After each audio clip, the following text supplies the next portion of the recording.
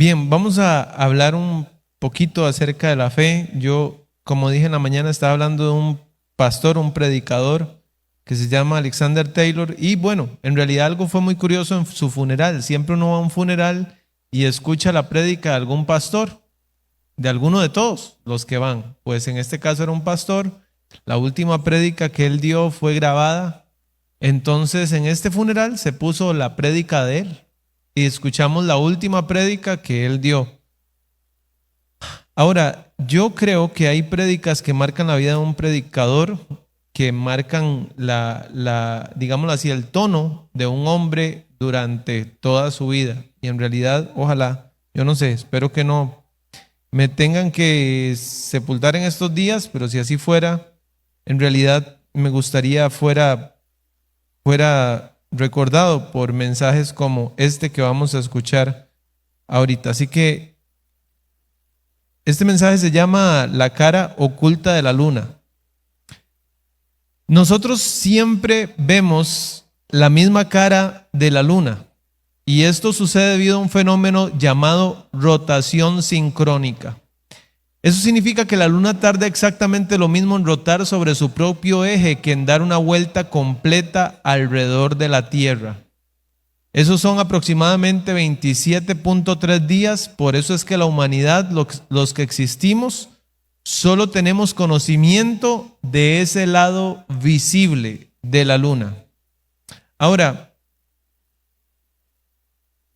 yo le voy a decir al final por qué se llama el lado o la cara oculta, no el lado oscuro, porque en realidad el sol le pega a la luna de igual manera, por los dos lados. Entonces no es una parte oscura, también es luminosa.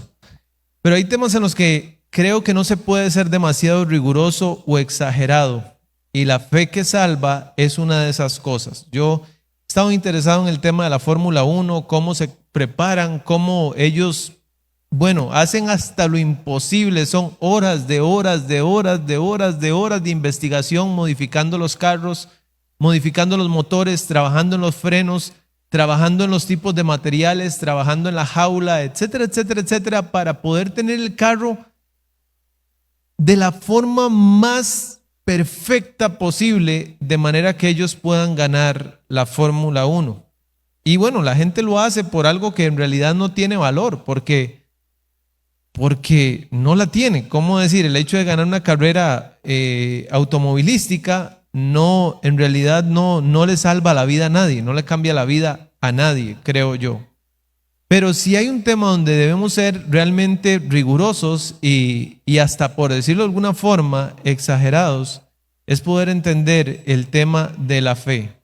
Ahora, este concepto ya ustedes lo han escuchado de mí, sin embargo, quiero mencionarlo con algunos otros versículos. Ojalá que usted pueda recordar que la fe es una sola, pero si a usted le piden definir la fe, no sería bueno definirla nada más como la certeza de lo que se espera, la convicción de lo que no se ve y punto. En realidad, yo creo que la fe es una cosa que está compuesta de tres elementos.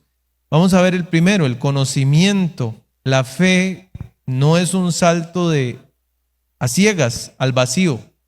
Requiere un contenido, saber quién es Dios y qué ha hecho por nosotros. Así que vamos a buscar Romanos 10. Vamos a buscar Romanos 10 ahí. Romanos capítulo 10.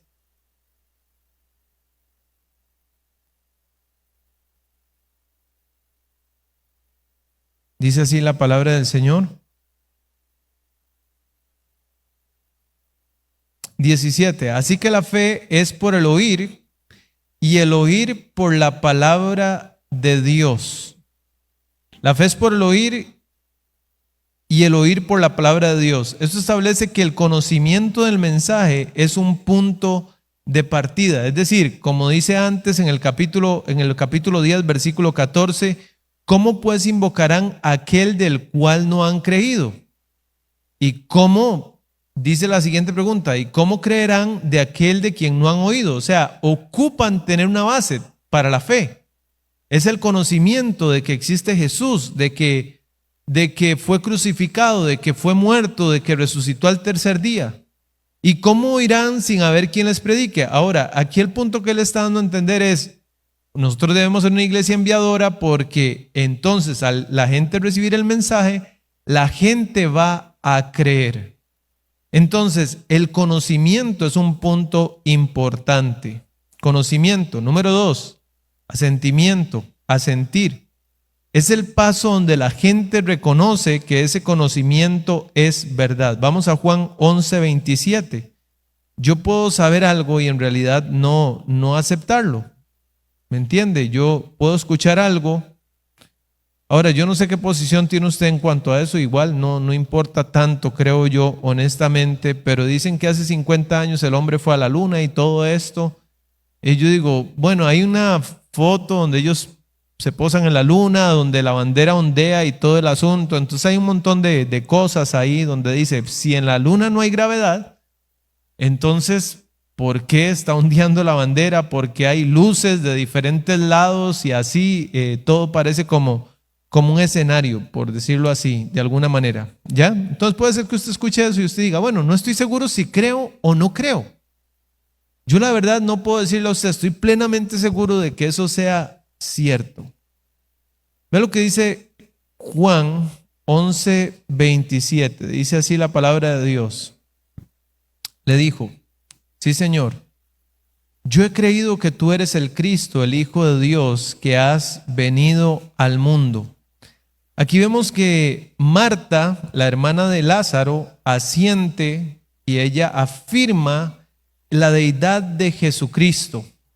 Sí, yo he creído que tú eres el Cristo, que tú eres el enviado, que tú eres el Mesías, que tú eres el prometido proféticamente hasta el cansancio. Yo creo que tú eres.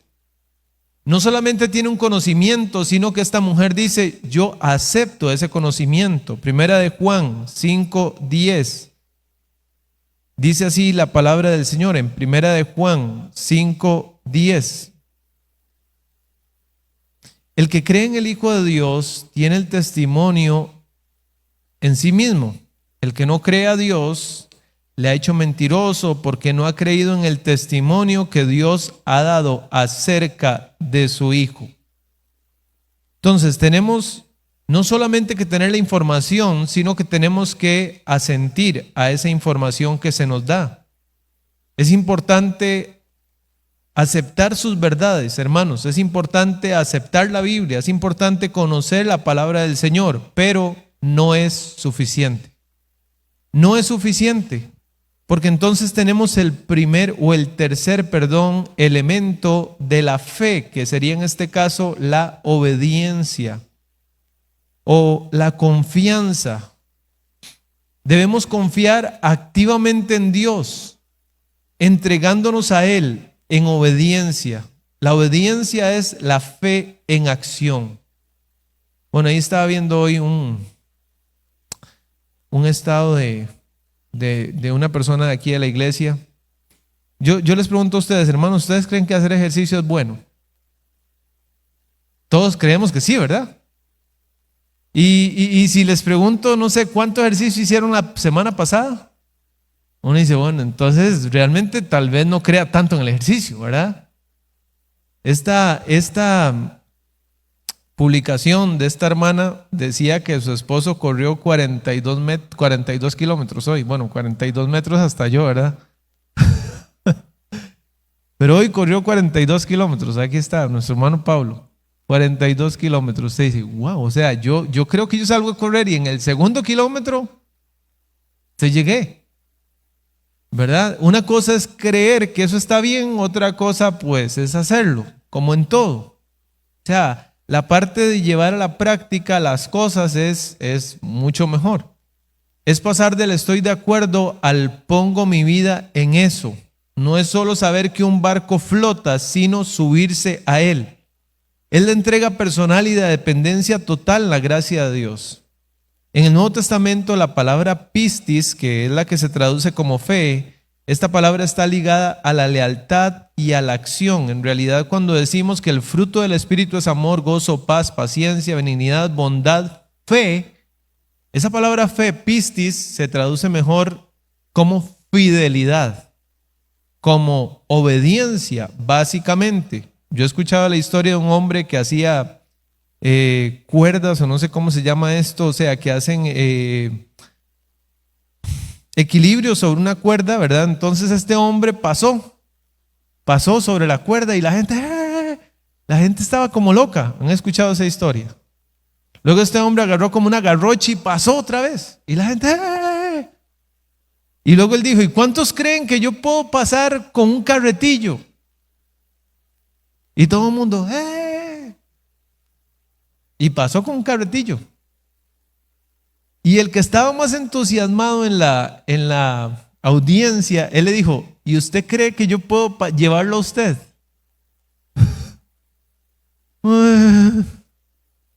Entonces, pasar de la fe así, de la fe intelectual, de la fe, no sé, visible, a llegar a hacer otra cosa, es un mundo de diferencia. Ahora, le voy a decir por qué esta parte de la fe es tan importante. Nosotros creemos lo que dice la Biblia, 100%. A ver, hermanos, yo siempre creo que Hechos 17:11 es muy importante para usted. Dice que los de Berea eran más nobles que los de Tesalónica porque escudriñaban cada día las escrituras para ver si estas cosas eran así. Y yo creo que eso tiene que hacer usted. O sea, escudriñar cada día las escrituras para ver si lo que yo le estoy hablando es así. Mateo 7:21 es un pasaje bien conocido. Dice la Biblia, aquí está hablando Jesús. Es muy importante repetir que está hablando Jesús.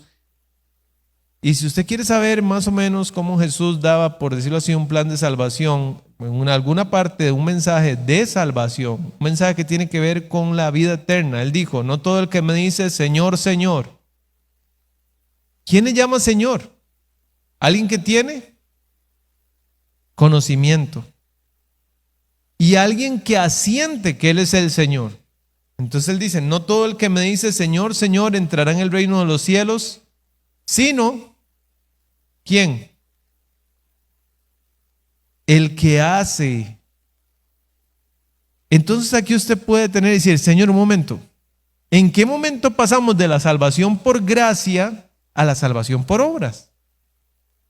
Porque Jesús mismo está diciendo que no es por conocerle como Señor o asentirle, ni siquiera proferirle como Señor, sino dice, el que hace la voluntad de mi Padre que está en los cielos, voy a añadir, entrará en el reino de Dios, que es lo mismo que acaba de decir que no va a pasar en el caso de algunas personas que conocen, asienten, profieren, pero no hacen.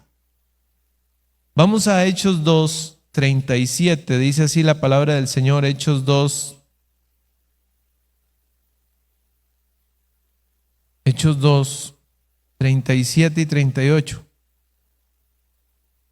Dice así, después de Pedro predicar, esto compungió a las personas. ¿Qué sería el significado de ese verbo, compungir? ¿Qué significaría eso?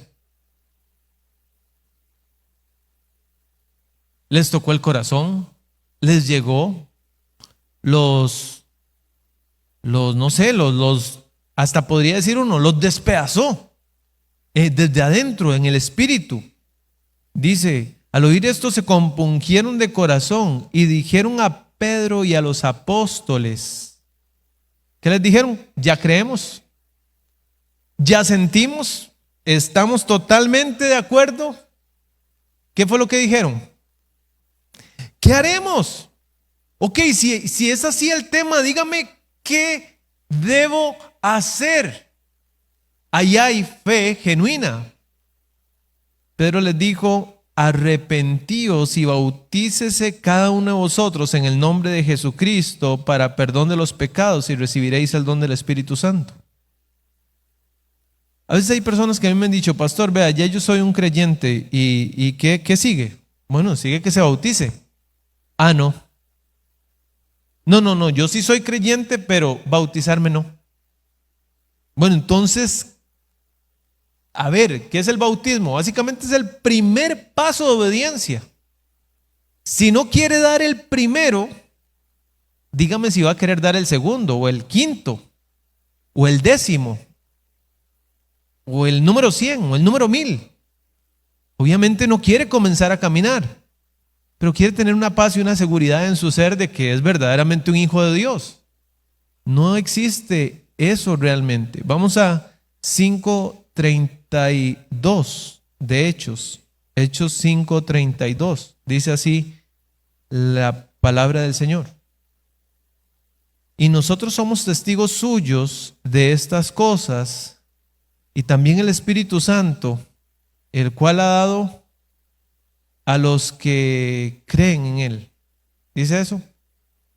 A los que asienten, a los que dicen que creen todos los artículos de fe de la iglesia, no sé, X o Y. No dice que el Espíritu Santo, Él se lo ha dado a los que le obedecen. Y le obedecen precisamente por eso. Porque es imposible que usted reciba el Espíritu Santo y no quiera obedecer. Básicamente, es muy contradictorio. Yo siempre lo he visto así. El Espíritu Santo viene a poseernos. Cuando la Biblia dice que Jesús llegó a Gadara y vio un endemoniado, este endemoniado tenía una legión de espíritus malignos dentro de sí. Una legión era compuesta por 6,000 soldados romanos. Este hombre tenía un poder dentro de él que no dependía de él. Rompía cadenas. Este hombre tenía una fuerza descomunal porque tenía un poder descomunal dentro de él. Era el poder de Satanás. Ahora, yo no estoy exaltando a Satanás. En realidad estoy diciendo que el poder de Dios es mayor. Y es muy difícil que Dios venga a poseer una persona que no quiere simplemente hacer lo que el Espíritu Santo dice si está poseída por un espíritu, pero por un espíritu que es santo, por un espíritu que es el Espíritu de Dios. Vea lo que dice el 6:7, ahí mismo en Hechos 6:7. Y crecía la palabra del Señor. O sea, la palabra se predicaba. La fe es por el oír.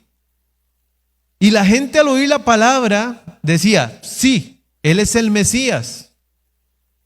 6:7. Crecía la palabra del Señor y el número de los discípulos se multiplicaba grandemente en Jerusalén. También muchos de los sacerdotes.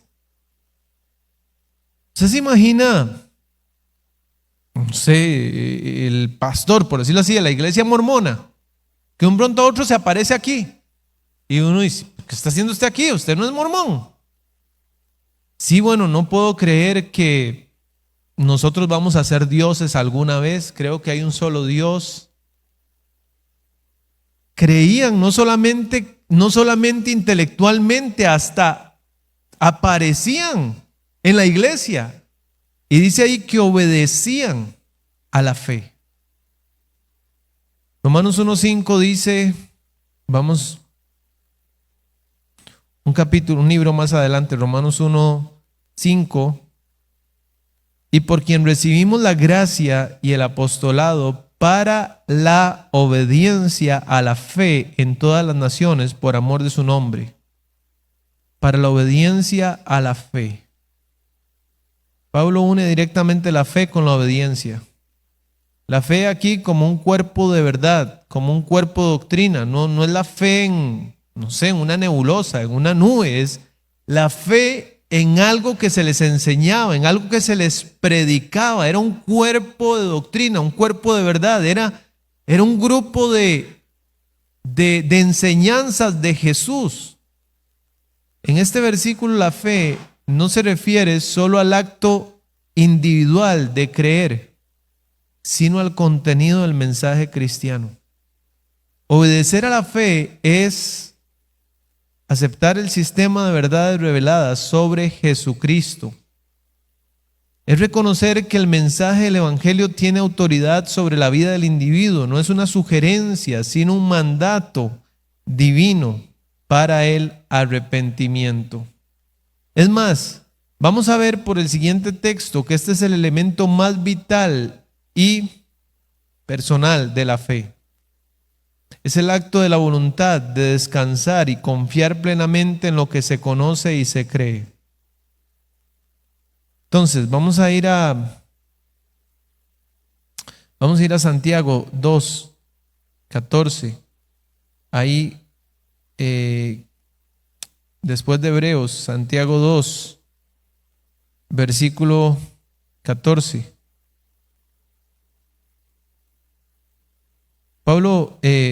Santiago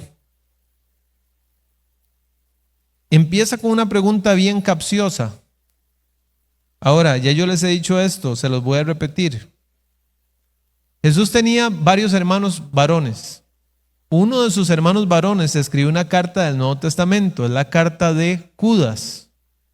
Y otro de sus hermanos varones escribió la carta de Santiago. Entonces, cuando yo digo eso es ¿por qué? Porque, a ver, estoy hablando de una persona que fue un incrédulo y hasta que vio a Jesús resucitar se convirtió, porque la Biblia dice que sus propios hermanos no creían en él. Pero cuando Jesús resucitó, sus hermanos comenzaron a creer en él. Entonces, después de su conversión, Santiago llega a estas conclusiones y él tiene una pregunta, y la pregunta es la siguiente: ¿de qué sirve decir que se tiene fe si no hay obras? Vea lo que dice el versículo 14. Hermanos míos, ¿de qué aprovechará si alguno dice que tiene fe y no tiene obras? Ayúdame a responder esa pregunta. Ya la he hecho en realidad. ¿De qué sirve o de qué aprovechará si alguno dice que tiene fe y no tiene obras? ¿De qué sirve? ¿De qué sirve? La respuesta es de dos palabritas: de nada. No sirve de nada. Pero ¿cómo? Si yo tengo conocimiento de Jesucristo, es más, yo creo que es el Hijo de Dios. Sí, bueno, no sirve de nada. No sirve de nada. ¿Podrá la fe salvarle? Estas son ese tipo de preguntas que vienen con la respuesta debajo del brazo. ¿Podrá ese tipo de fe que solo tiene conocimiento y asentimiento salvarle? ¿Cuál es la respuesta? No. Repito, hermanos, usted tiene el deber y la responsabilidad de ir a estudiar esto que yo estoy enseñando ahorita y convencerse por usted mismo. Pero yo estoy muy clarito en este tema. Santiago está hablando de una persona que cree que tiene una fe salvífica porque tiene conocimiento de Jesucristo y porque ha sentido que Él es el Hijo de Dios, pero no tiene obras, no tiene frutos, no tiene obediencia. Versículo 15: y si un hermano o una hermana están desnudos, tienen necesidad del mantenimiento de cada día, y a alguno de vosotros les dice: id en paz, calentados, saciados, pero no les dais las cosas que son necesarias para el cuerpo, ¿de qué aprovechará? Básicamente lo que está preguntando es: ¿quién cree en la generosidad? ¿Quién cree que es buena? ¿Quién cree que es una bendición? Todo el mundo dice amén, pero viene una persona necesitada y aparecen 1, 2, 3 o 4 que le ayudan. Entonces esos 4 son los que realmente creen en la generosidad. Porque no es nada más creer en un concepto, es actuar en consecuencia de lo que se cree. Dice el versículo 17: así también la fe, si no tiene obras, ¿qué es? Muerta. Hay un tipo de fe que es muerta. Hay un tipo de fe que es estéril. ¿Cuál es ese tipo de fe? Conocimiento más asentimiento sin obediencia. Hay una fe que es viva. ¿Cuál es? Conocimiento más asentimiento más obediencia. Vemos que la fe verdadera no es pasiva ni puramente intelectual, es una fuerza viva que transforma la voluntad. El conocimiento, la mente entiende el mapa. En el asentimiento, el corazón acepta que el mapa es correcto. ¿Quién no ha puesto Waze? Si usted dice, ok, voy para San Joaquín de Flores. Y usted dice, a ver, si el Waze le dice que usted llega a San Joaquín de Flores de Heredia en 5 minutos, ¿qué cree usted? Que seguro usted puso mala indicación, ¿cierto? Entonces yo reviso, me fijo que efectivamente el destino sea ese, y una vez que yo asiento, entonces le doy que me lleve ahí. Y posiblemente después de 1 hora y media o 2, voy a estar en San Joaquín de Flores. ¿Ya? Bueno, por ahí. Entonces, la obediencia son los pies que comienzan a caminar según el mapa. Es muy sencillo decir yo creo en Dios, es muy sencillo asentir a lo que Dios dice que Él es, pero no es sencillo cuando Dios le pide a usted hacer algo.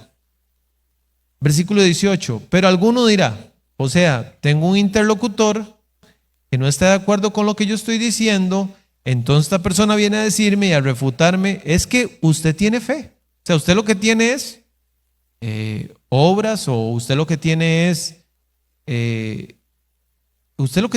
obras, y yo lo que tengo es simplemente, yo asiento. Tú tienes fe y yo tengo obras. Y Santiago le dice, muéstrame tu fe sin tus obras y yo te mostraré mi fe por mis obras. Es decir, que lo que certifica mi fe realmente son las obras. Es el fruto. Versículo 19, tú crees que Dios es uno, bien haces. También los demonios creen. También los demonios tienen fe. Pero ¿cuál fe? O sea, ¿qué grado de fe? ¿Tienen conocimiento? ¿Significa que ellos asienten que es el Hijo de Dios? ¿Qué decía el endemoniado gadareno cuando Jesús llegó? Tú eres el Hijo de Dios, que has venido a atormentarnos antes de tiempo. Es decir, está reconociendo que Jesús es el Hijo de Dios y además que van para el infierno. Significa que tienen conocimiento, asentimiento, y esa fe no salva. Y esa fe es una fe muy popular, es una fe muy común, es una fe igual que la de los demonios. Una fe que no me lleva a mí a ninguna parte. Mas quiere saber, oh hombre vano, que la fe sin obras es muerta. O sea, quiere que le ponga un par de ejemplos. Y luego pone el ejemplo de Abraham. ¿Tú crees? Versículo 21. ¿No fue justificado por las obras Abraham? Hay un versículo que dice que Abraham creyó a Dios y le fue contado por justicia, ¿verdad? Entonces uno dice, a ver, entonces ¿fue justificado porque creyó? ¿O fue justificado porque actuó? Pues Santiago dice que fue justificado porque actuó. Ahora, Pablo dice, porque por gracia sois salvos por medio de la fe, y esto no es de vosotros, pues es don de Dios. Pero parece que Santiago está dando la otra cara de la moneda. La otra cara que es más desconocida, que es menos hablada, que es menos conversada, pero diciendo, no están peleadas. Es decir, la fe verdadera tiene los tres elementos. No hay por qué enojarse. Si en realidad nosotros tenemos la fe verdadera, no hay por qué enojarse y decir que solo dos.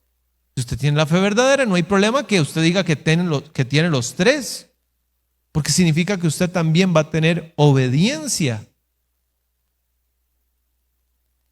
No fue justificado. Ahora, otra vez, esta pregunta es una pregunta capciosa. Lo que él está diciendo, básicamente, en un sentido afirmativo, es que Abraham fue justificado por las obras cuando ofreció a su hijo Isaac sobre el altar. Está diciendo que el momento de la salvación de Abraham fue el día que Dios le pidió ir a sacrificar a su hijo, y él no le dijo nada. Abraham no dijo, Dios, dígame una cosa, vea, yo lo voy a hacer, pero dígame por qué. ¿O por qué yo? Es decir, tantos hijos hay que son mal portados, ¿y por qué no a ellos? ¿Por qué yo? ¿O por qué ahora, Dios? Ahora yo tengo 120 años, es decir, ¿por qué ahorita? ¿Por qué usted me va a causar esto a mí? Yo soy un hombre obediente, yo soy un hombre temeroso. La Biblia no dice que Abraham dijera absolutamente nada, cero, nada, nada, nada. Lea Génesis 22 en su tiempo devocional. Dios le dijo, sacrifícame a tu hijo. Abraham se durmió, seguramente un poco perturbado. Se levantó, creo yo, que entre las 3 y las 4 de la mañana, alistó el fuego, alistó el cuchillo, alistó la leña, alistó sus criados, alistó su hijo. Le dijo, hijo, vamos a caminar una montaña. Caminó 3 días, subió a la montaña. Y cuando ya le iba a clavar el cuchillo a su hijo en el cuello, Dios lo detiene. Dios no lo detiene porque Él sabe que Abraham era. Dios sabía ya que Abraham iba a ser. Siempre lo supo. Lo que Dios quería era que Abraham se diera cuenta de qué era lo que él realmente amaba más. Y a veces Dios nos pide algo que amamos mucho. Y es ahí cuando nosotros decimos, Dios, no. Con mi sueñito, nadie se mete. Con mi comodidad, nadie se mete. Versículo 22. ¿No ves que la fe actuó juntamente con sus obras y que la fe se perfeccionó por las obras? Y se cumplió la escritura que dice: Abraham creyó a Dios y le fue contado por justicia. Aquí Santiago dice que el momento que él creyó fue el momento que obedeció y fue llamado amigo de Dios. Ahora, si alguien les pide a ustedes que le explique este versículo, hermanos, le voy a decir una cosa, el siguiente, el 24, la Biblia dice que nosotros debemos presentar defensa ante todo aquel que nos demande razón de la esperanza. Entonces, el versículo 24 dice así: vosotros veis pues que el hombre es justificado por las obras. Y añade, y no solamente por la fe. Entonces, si alguien viene y le dice: dígame una cosa, don Fabián, o sea, usted me sacó Efesios 2, 8 y 9. Dígame qué significa Santiago 2:24, porque parece que contradice totalmente Efesios 2, 8 y 9. Aquel que dice: porque por gracia sois salvos por medio de la fe. Básicamente no hay que hacer nada más que creer y que decir que sí, ya. ¿Qué le va a decir? Si el versículo es bien claro. El hermano de Jesús dice que el hombre es justificado por las obras y no solamente por la fe. Asimismo también Rahab la ramera no fue justificada por las obras cuando recibió a los mensajeros y los envió por otro camino. ¿Qué hizo Rahab? Escondió a los hombres, escondió a los espías. Rahab no tuvo varias cosas, no tuvo una familia creyente, ¿cierto? No tuvo una familia creyente. Rahab no fue a la escuela dominical. Rahab no tuvo una historia eclesiástica, por decirlo así. Ella nunca fue al instituto, ella nunca fue al seminario, ella no tuvo un conocimiento teológico profundo. Tuvo conocimiento. Seguramente alguien le llegó a decir: Rahab, ¿sabe qué? Dios sacó a Israel de Egipto. ¿Cómo? Les abrió el mar. ¿En serio? Es decir, ¿usted en serio cree que el mar se abrió? Claro, yo creo. ¿Y usted? Sí, yo creo. Conocimiento, asentimiento, pero le faltaba una cosita: demostrar que de verdad creía eso. Y puso en peligro a toda su ciudad por 2 hombres desconocidos. Por 2 hombres desconocidos puso en peligro toda la ciudad. No porque ella creyera en esos hombres, es porque ella creía. Yo creo particularmente, como la revelación de Dios no estaba completa, había algo muy fuerte en el ser de Rahab que le decía: escóndalos. No voy a decir qué palabra ni nada, simplemente ella recibió una orden de Dios: escóndalos. Ella le pudo haber dicho: Dios, pero usted sabe que eso a mí me puede costar la vida. O sea, usted sabe qué me está pidiendo. Sí, yo sé que le estoy pidiendo, pero escóndalos. ¿Y qué hizo ella? Obedeció. Ahora, Jesús, por ser Dios, sabía cosas que los demás personajes de la Biblia no podían saber, ¿cierto? Y este hombre, por ser hermano de Jesús, seguramente también sabía cosas que otros hombres no podían saber. Porque en algún momento, no sé, quizás Jesús mismo se lo dijo, ¿quién quita? Lo que esta mujer sí tenía una confianza real en el Dios de Israel y una acción arriesgada que demostró esa confianza. Esto muestra que la fe salvadora no depende del trasfondo, sino una respuesta obediente a lo que se cree. No es nada más creer. No es nada más creer intelectualmente. No es nada más asentir. Es creer, es conocer, es asentir y es obedecer. Y luego Santiago finaliza con una declaración fuerte. Versículo 26.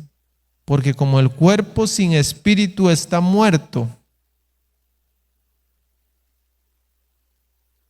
así también la fe sin obras está muerta. Es decir, ¿de qué vale el conocimiento? ¿De qué vale el asentimiento si mi vida no tiene frutos?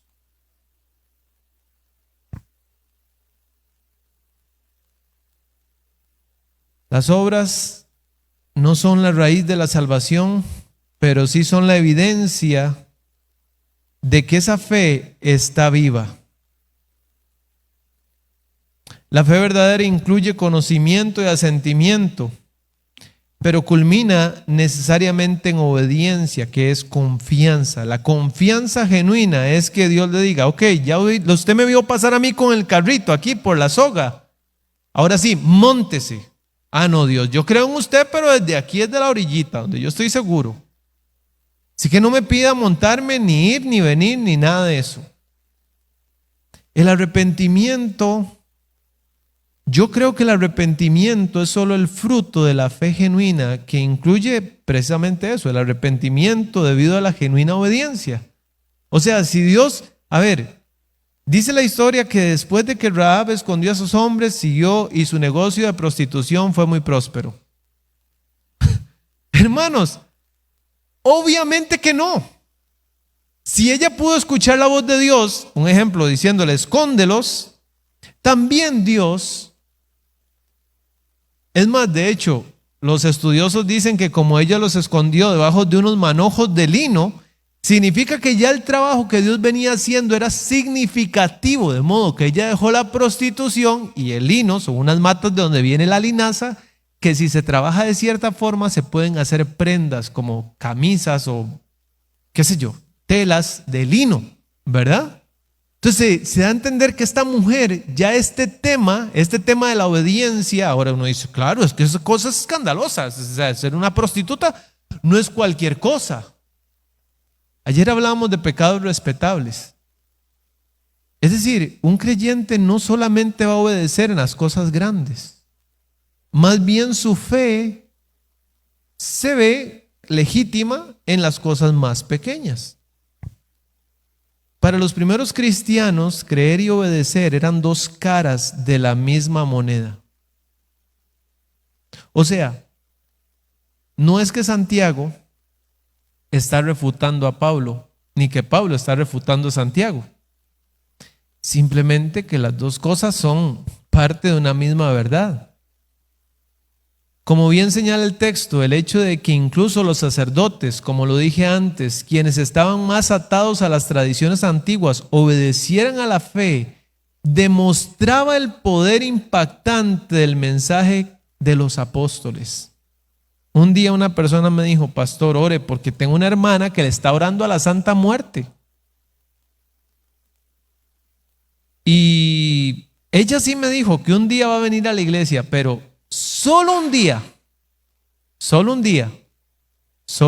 a venir, solo un día va a venir ella. Y yo decía, Dios, ¿quién quita que ese día usted toque su corazón? Y el que iba a ser el único sea el primero. Yo he hablado hoy de este pastor Alexander Taylor, y lo que me llamó la atención fue su conversión. Él un día, hace 55 años, iba a ver un clásico entre Saprissa y la Liga. Si usted es un joven y usted va a ver un clásico, ¿qué puede ser más chiva que eso? Honestamente. Él va, vamos, Liga, vamos. Saprissa, no sé con quién iba, la verdad. Con la Liga. Ok, la cosa es que dice que él escuchó en el radio que había una campaña evangelística en la Iglesia Bíblica Bautista de Atillo 2. Yo digo, a ver, ¿qué joven en su sano juicio? Por favor, prefiere una campaña evangelística que un clásico. Hermanos, solo tiene que ser de verdad el Espíritu Santo. Tiene que ser el Espíritu Santo. Uno dice, a ver, ¿qué hace que un sacerdote, añadido a tradiciones, a credos, etcétera, etcétera? O sea, el mismo Pablo. Usted dice que un hombre como Pablo se convierta, es una cosa súper difícil. Era un hombre súper entrenado en las cosas. El mismo Nicodemo, que era Nicodemo, era un hombre del Sanedrín. Es decir, que un hombre así se convierta. pero que diga, no, la verdad yo creo en Jesús y creo que Él es el Mesías, pero voy a quedarme aquí. Porque la verdad me conviene por el salario, porque pues ya tengo todas las cosas acomodadas y todo eso. Entonces no puedo, en realidad no puedo hacer nada. Vemos que la fe tiene que ver con el conocimiento, con el asentimiento y con la obediencia. La cara oculta de la luna y la cara que conocemos, hermanos, seamos francos. ¿Cuántas veces hemos escuchado un mensaje, de Santiago 2:24? Realmente yo no me acuerdo. ¿Cuántas veces ha escuchado usted de Efesios 2:8 y 9? Miles de veces. Yo podría decir de verdad, miles de veces. Es la cara visible de la luna. Es lo que siempre hemos visto. Siempre hemos visto, siempre hemos visto. Y la otra cara, básicamente para nosotros es herejía, porque decimos, ¿cómo? ¿Cómo? Jamás, pero jamás, pero jamás. Ambas son parte de un mismo elemento. No hay discordia, no hay desaveniencia, ellas no están peleadas. Para Dios no hay una cara oculta y una cara no oculta. Para Dios es solamente una luna. Ahora, quiero decir que la expedición que fue ahorita no fue para ver la otra parte de la luna, porque en realidad ya hay imágenes de eso desde antes. Ellos fueron para probar que la nave sirve para viajar al exterior y después van a comenzar a venderle esto a los ricos por un montón de millones, que los ricos ya no saben qué hacer con la plata y quieren ir a darse una vuelta por la luna. Pero desde nuestra perspectiva, sí hay una cara oculta por la que sentimos un afecto, o una cara visible, por la que sentimos un afecto obvio. Es decir, si yo crecí escuchando Efesios 2:8 y 9, porque por gracia soy salvo, y además no hay que hacer nada, solamente creer, dije, ese es mucho mejor, sinceramente. Es decir, póngale un chiquito que le diga, vea papi, no importa si usted se queda o pasa, si sale bien en los exámenes o no, lo vamos a llevar al final del año a Disney, ¿ok? Pues sí, cuidado, pierde, sinceramente. Pero Dios dice que si realmente lo amamos, vamos a guardar sus mandamientos. Alguien me dijo, bueno, pastor, entonces dígame qué tengo que hacer. Bueno, los mandamientos. No tenga dioses ajenos delante de Él. El dinero puede ser un dios, la familia puede ser un dios, las redes pueden ser un dios. Bueno, ¿cuántas cosas pueden ser un dios? Es decir, hay tantos. No te harás imagen. No usarás el nombre de Dios en vano. Acuérdate de guardar el día de reposo. Honra a tu padre y a tu madre. No matarás, que Jesús lo relaciona con no enojarse con el prójimo. No cometerás adulterio, que Jesús lo relaciona con cualquiera que mire a una mujer para codiciarla. No robarás. No dirás falso testimonio.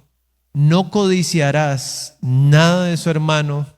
¿Qué hace un creyente generalmente? ¿Qué obedece? Que tiene que leer la Biblia, que tiene que orar, que tiene que congregarse, que tiene que compartir la fe.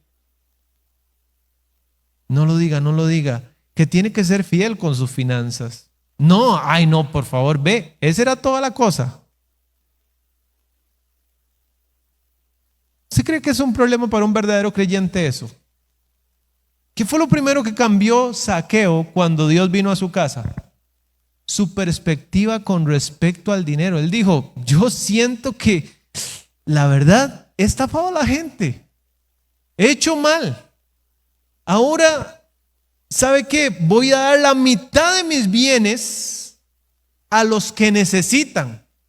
Y además al que yo haya estafado se lo voy a devolver cuadruplicado. Y al final Jesús dice, hoy ha llegado la salvación a este hogar, porque el único que puede saber si está dispuesto a hacer eso que Él dijo es Jesús, y para Jesús el futuro ya era el presente. Él dijo, este hombre verdaderamente es un hijo de Dios. Hoy ha llegado la salvación a esta casa. Hermanos, simplemente es una obediencia integral, no es escoger que yo quiero, ¿qué es que yo quiero? hacer. Es que a mí no me gusta servir. O si yo sé que si yo voy a servir me van a decir que corbata. Y yo me siento todo, miras qué feo, me siento, bueno, no sé ni qué le diga, me siento horrible. Alguien me dijo, ya me va a sacar el contrato. Porque para servir hay unas reglas y así. ¿Es cierto eso? Puede ser. A ver, ¿qué dice el contrato? ¿Que usted haga algo que está mal? ¿O simplemente va a prevenir que haga cosas que no son, que todo está en la Biblia? Es decir, yo de verdad, está ahí todos los documentos. Si usted me dice, pastor, vea, esto no es bíblico en realidad. Esto está mal. Yo quisiera tener un novio impío, la verdad. Y sí quisiera que se me deje ir a bailes y a fiestas. O sea, si hay algo que no está en la Biblia, entonces usted dice, bueno, en realidad es una indicación que es extra bíblica. Y cuando alguien me ha dicho y yo he considerado que es así, no sé, X o Y cosa, yo le digo, bueno, eso hay que analizarlo como tal. Y también les he dicho que es parte de mi obediencia. También, para mí es obediencia también. Porque si me dice, esto es parte de, también. ¿Y qué problema hay? Digo, difícilmente usted va a ir a trabajar a un lugar y le dicen, nada más venga y cobre el salario y ya. O no, en todo trabajo no hay unas normas. Y hay un montón con las que usted no está de acuerdo. ¿Sí o no? Pero uno va porque ocupa la plata. Y no lo vamos a hacer por Dios. Hermanos, ojalá que usted pueda recordar eso. Le voy a decir por qué. Porque si esta forma de pensar no entra a su mente, cada vez que usted hable del Evangelio, solo va a hablar de las dos primeras. Y recuerde que este tipo de fe también lo tienen los demonios. Y tiemblan. Y están segurísimos de que Jesús es el Hijo de Dios y de que Él vino para salvar a los pecadores y todo eso. Pero eso no los hace salvos.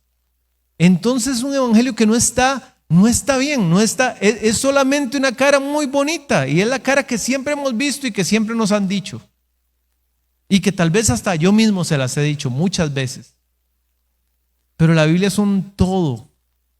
Jesús mismo lo dijo, lo repito, no todo el que me dice Señor, Señor, entrará en el reino de los cielos, sino el que hace la voluntad de mi Padre. Yo creo que Jesús estaba hablando específicamente, seguramente por Judas.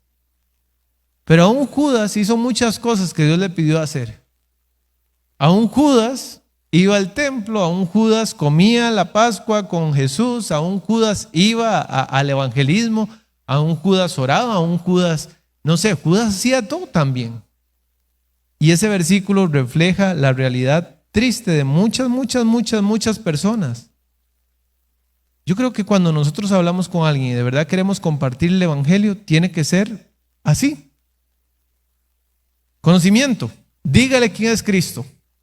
Dígale qué hizo. Dígale que murió. Dígale que es el único pago aceptable por Jesucristo. ¿No son sus obras? Espere a ver qué dice. Yo un día me acerqué a un muchacho y yo le dije, dígame una cosa, ¿usted cree lo que la Biblia dice? Que Dios dividió el mar en dos. Me dice, pastor, le voy a decir la verdad, yo creo que eso es más una metáfora. O sea, yo creo que era como que había una parte, un montículo de arena alto, el mar se secó un poco y entonces...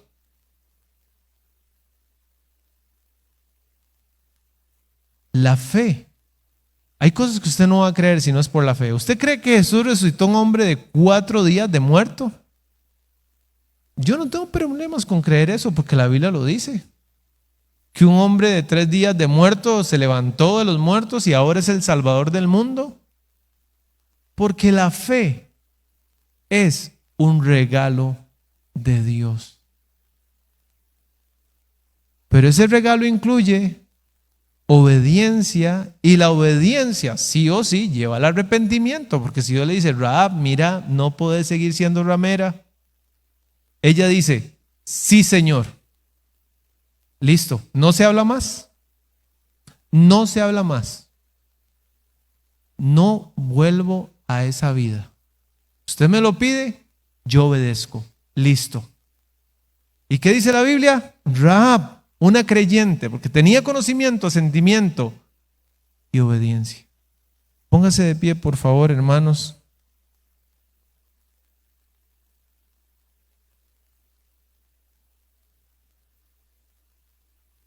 ¿Qué decía el video? ¿Sí se entendió el video? Los gemelitos diciendo: ¿usted de verdad cree que hay vida después del parto? ¿Ustedes creen que de verdad hay un cielo, que hay un infierno, que hay un tribunal de Cristo, que hay coronas, que hay promesas? No, yo no creo eso, la verdad, yo no. ¿Y mamá, usted cree que existe mamá? ¿Pero cómo es? No sea tan tonto usted. Dice el necio en su corazón: no hay Dios. Pero ¿cómo si mamá es todo? Mamá nos rodea. Es más, si usted puede escuchar, si usted puede detenerse y escuchar, usted va a escuchar a mamá. Yo creo que si yo le pido a Dios: Dios, dígame de verdad qué usted quiere que yo haga. Dígame de verdad qué usted desea que yo cambie. Yo creo que Dios le va a decir: quiero que haga esto y esto y esto. El siguiente paso Dios se lo va a mostrar. Lo que pasa es que a veces lo que Dios dice, nosotros no lo queremos hacer. Eso es como ir al dentista. Y yo voy con mis hijas y la dentista dice: bueno, hilo dental, lavarse los dientes después de cada comida. Y ya se quedan así como descuadradas, como diciendo: ¿se cree que yo tengo tanto tiempo en la vida para eso? Bueno, chiquita, entonces que se le caigan todos los dientes. Hermanos, ¿usted de verdad le interesa obedecer a Dios? A mí me interesa obedecer a Dios. Bueno, espero que nos interese obedecer a Dios. Es una marca de un creyente. No significa que no va a pecar, que no va a fallar. La Biblia dice que un día Pablo reprendió a Pedro y que Pedro se estaba comportando más o menos. Ahí algo estaba haciendo. Ahora, no era que Pedro andaba en un pecado ahí de inmoralidad. Simplemente se comportaba de una forma con los judíos, se comportaba de otra forma con los gentiles y Pablo lo reprendió. Pero la obediencia es la característica de un cristiano. ¿Por qué? Porque él recibe un poder sobrenatural. Ahora, alguna gente dice: es que el arrepentimiento y la fe son los medios para la salvación. Y otra gente dice: es que el arrepentimiento y la fe son el resultado de la salvación. ¿Y qué tiene que hacer usted y qué tengo que ir a hacer yo? Y pues, Dios me dio una mentecita, me dio medios y recursos para yo estudiar la Biblia.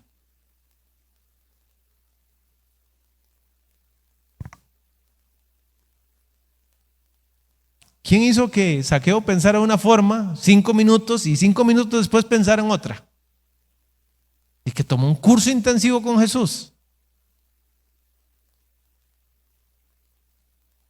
O simplemente de verdad recibió la fe como un don de Dios. Que esto no es de nosotros, dice la Biblia.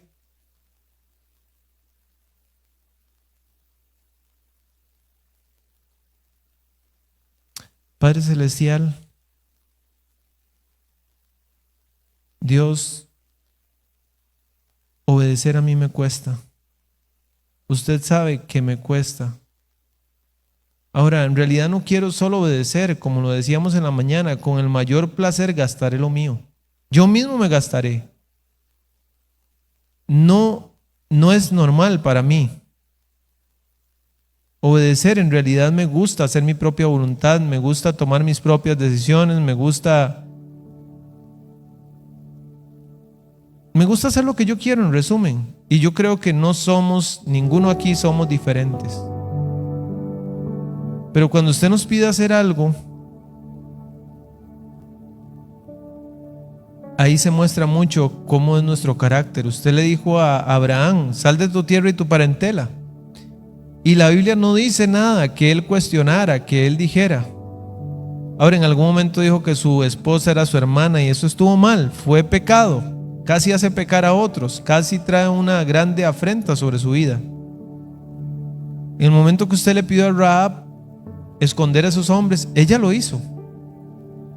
Y la Biblia los certifica y cada uno de los ejemplos de los héroes de la fe en realidad son personas que escucharon la voz suya y actuaron.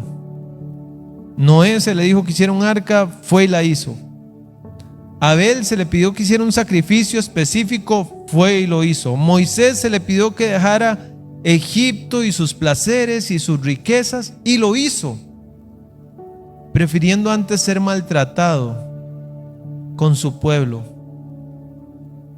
Y así sucesivamente. Abraham también está en ese libro, en ese capítulo de la fe, y usted le pidió hacer algo y lo hizo, sin peros, sin excusas, sin miramientos, sin demora. Señor, ojalá que nosotros podamos saber qué es lo que usted espera de nosotros, porque yo no pienso decir cada pecado que podríamos cometer, sea escandaloso o sea respetable, como lo hablamos el día de ayer.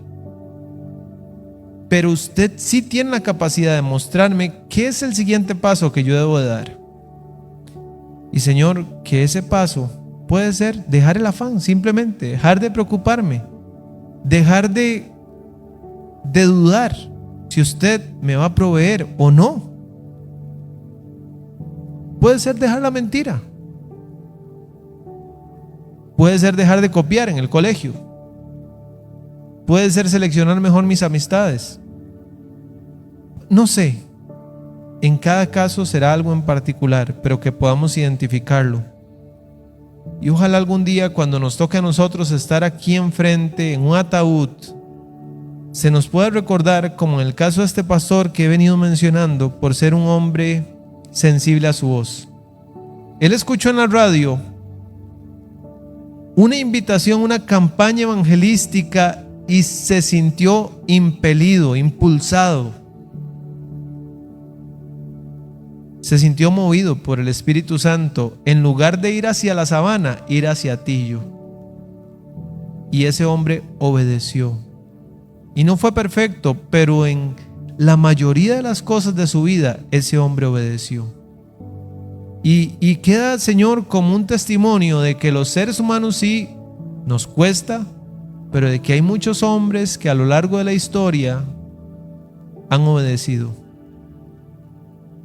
Señor, que el distintivo, que la marca, que la gente cuando nos recuerde por ser una mujer, un hombre obedientes a ti. Te lo pido, Señor, en el nombre de Jesús. Amén y amén.